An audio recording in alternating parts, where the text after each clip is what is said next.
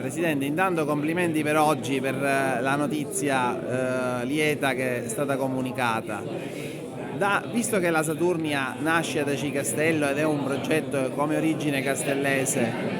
le piacerebbe, qualora fosse diciamo, rimodernato e riabilitato a essere agibile, giocare magari delle partite al palazzetto di Cannizzaro? Ci farebbe molto piacere poter avere l'opportunità di fare una parte della nostra attività al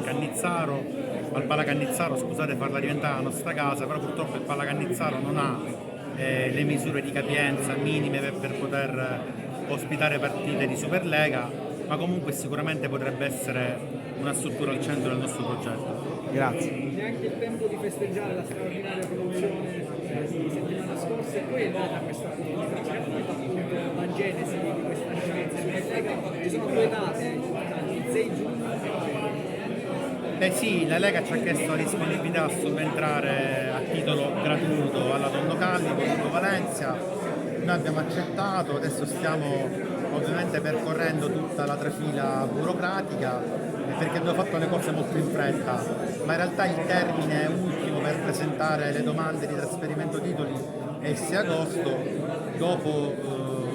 questo termine, trascorso questo termine, il Consiglio di amministrazione della Pallavolo ha 5 giorni di tempo per ratificare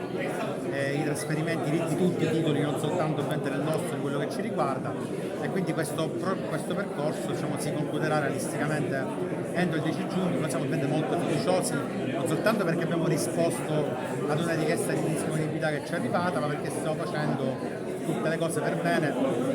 dal punto di vista burocratico per essere pronti a poter raccogliere questa opportunità. Lei ha detto la Superlega non sarà soltanto della Saturnia ma di tutta la città, perché è un palcoscenico importante anche a livello sociale per attirare i bambini e anche crescere anche sul territorio. Ma lo sport ha un risvolto sociale importantissimo e quindi la Superlega deve essere un momento di crescita per tutti